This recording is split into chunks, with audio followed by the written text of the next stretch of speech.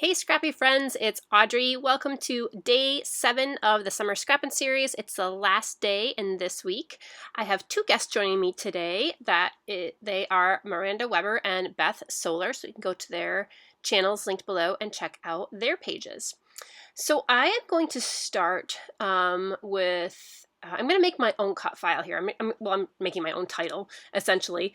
So I'm going to Silhouette Studio, and I draw two rectangles that are about the size of my photo. And I really want a kind of a big word here. So I'm going to use the word dive, and my title is going to be Watch This Dive. And I literally just type the letters, and I'm just going through the bajillion fonts I have, and I'm trying to figure out what font I would like to use. So I choose this font. It's called Phosphate is the name of the font, and I never pay for fonts, so every font I have here is free. I got probably from some website. So I like how this looks with the lines inside of it, and I thought I could maybe back it with a single color. So very simple to kind of make your own title. I did weld the letters together in Silhouette Studio, which I forgot to show.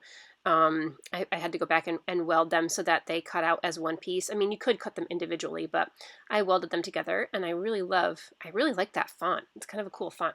I considered hand stitching around the letters because this font is particularly thick and it gives you a good space for stitching, but I decided against it because hand stitching just takes such a long time. I love the way it looks, but sometimes I just want to get the page done, so I'm just going to leave the title like it is. So I picked this piece of background paper. I love the gradient of blues. This was an exclusive Hip Kit Club paper from a kit probably from last summer or maybe the year before even. So I really, like I said, love that gradient of blues. It reminds me of, you know, different depths of water, and this series of photos is of my kids diving in the water. So I'm going to gesso that, and I'll go back and do some mixed media on that in a little bit when it dries. I'm going to back the lines inside this cut file with some red pattern paper. I mean, it doesn't really have a ton of pattern to it. I was debating about using the diagonal lines or just the red, and I think I'm just going to go with the red here. I thought the lines inside were a little too skinny to really be able to see the diagonal design, so I think a solid color behind this particular cut file is going to work the best. So I'm just going to trace all these and cut inside my trace lines, and I'm not going to show you the whole thing here, but you get the idea. Very simple. Okay, so I'll put that aside, and now I'm going to go through and do some mixed media. I'm using a lot of shimmers here. This dark one, so I really want to go dark with my mixed media here. And I'm going to kind of move the dark from the right side of the page over to the left because that's the direction that my kids are kind of going in the photos, and so I kind of want that movement. This page to me is really a lot about the movement. The movement in the photos, and the movement in the design, and the movement in the mixed media. So I'm going to start dark and then get lighter. So I'm using a lot of the darker colors, and I often find that I end up going too light with my colors, and especially after they dry. I think they dry a little bit lighter than what they look. So I'm going to really go for it here with some of this dark navy. And I'm just going to go through with different shades of blue. This one, I don't know what it's called. I think I showed them to you earlier, but lots of different blues. And I'll mix some teals in. I'll go back with with this dark navy. This dark navy is Color Shine. Okay, so that has dried, but I'm going to go back and add some more. I'm adding very specific dots. I want there to be a little bit more darkness, so after it dried it wasn't quite dark enough, and I'm going to just put a little bit more dark navy on the side here, so again that it gets lighter as it goes from right to left. And I will let that dry. And then I'm going to come back with this stamp. So this is a stamp I bought at the end of last year. I saw it as part of an Echo Park release. I have never used it. It's brand new. I love it. It's cute little waves.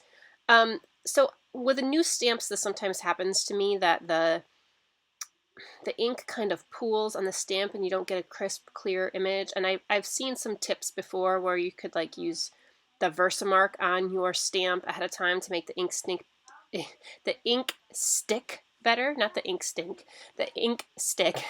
But I didn't do that, and it's fine because I'm not really going for a crisp, clear design here. I actually kind of like the splotchy look because, you know, it's waves and waves are splotchy, and so yeah. So I'll go over that, use that stamp with kind of a darker navy distress ink, and then I'm going to go over with a distress oxide ink with the teal, just again to add a little bit of a complementary color. And that one definitely is a little bit more crisp. Okay, so when I spray water on the stamp, it obviously kind of makes it blend a little bit, which I love what it does to the waves. Okay, so now I'm going to start putting on my photos and adding my title and embellishing this page a little bit. By the way, when I designed this in Silhouette Studio, I had actually drawn my photos larger than they actually are here. They're about 6.5 inches wide and then about 3 inches tall. But this could very well work with 2 4x6 photos. So my thought for this was, again, to keep showing the movement on the page. And I whipped out this super old chipboard from October Afternoon. I kind of hate to use it because it's kind of like a relic in scrapbooking right now because October Afternoon doesn't make any more collections, and it's just like, gosh, if you had some of those products, it's, you know, a kind of a rare find now to see October Afternoon stuff. So I hated to use it, but I love to use it at the same time. So I'm just adding some arrows, chipboard, and some stickers here. I wanted to go with the reds and the navies and pick up on some of that, of the colors that I put on the diagonal strips that I put on the top and the bottom of the photos. I'm using some of these clear white stickers from Simple Stories, and I put a couple of the arrows with the other cluster of arrows, and then a couple of the stickers on the photos, which I love them because they're clear, so you can still see the background. And again, I'm using the arrows to try to show more of that movement of the kids diving in. It was funny. So I went, of course, the kids are telling me. So the whole point of this layout is the kids are always saying, "Mommy, watch this dive. Watch me do this dive. Watch." And then, of course, there's the countdown, 1, 2, 3, and then watch this dive. And how was that on a scale of 1 to 10? So I have to rate the dives. So I'm always watching dives. But that movement and that jumping in the water, that was what inspired me to use the arrows. Some of the other things I'm using here are an old basic gray collection. I cannot remember the name of the basic gray collection. That's where most of the pattern papers are from. I have some embellishments and stickers from that basic gray collection. And finding a couple more arrows. I was considering adding some arrows that were more wood grain over to the left hand side there, but I just stick with the aqua, red, and navy and leave the wood grain embellishments on the top and the bottom of the photos.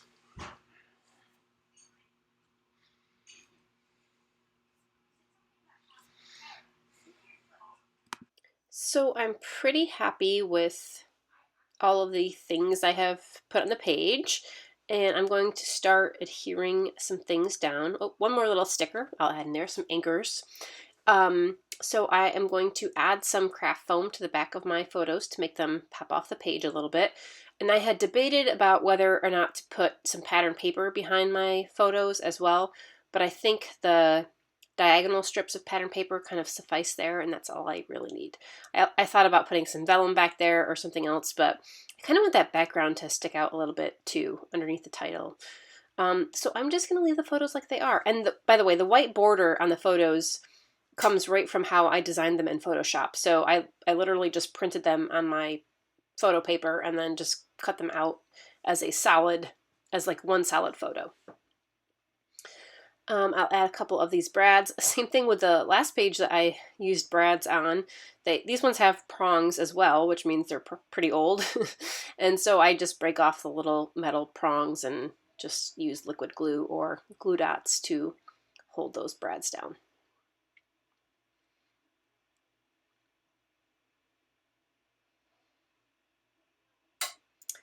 Okay, so I'll do this photo as well.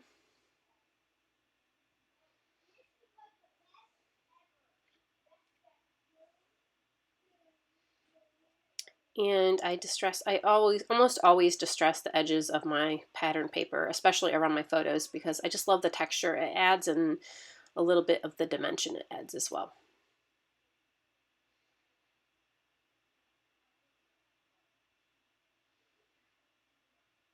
Now this tag, I had thought about putting my journaling right on the tag, and then like having it pull out from behind the photos, but honestly, hidden journaling almost in my mind almost never gets read. Sometimes people don't know it's there, or you just don't want to pull it out of the page and then put it back in. So I don't know. I'm not a huge fan of hidden journaling. I have done it before quite a few times, but I will just leave that tag as decoration from now. And I will glue down these arrows with nothing is really sticking to this background because of the gesso and the mixed media on it, so I'm just going to use liquid glue on everything. And the last thing I need to glue down is this title, so I'll just use some scraps of the craft foam I have and put that on the back and use my tape runner to adhere that.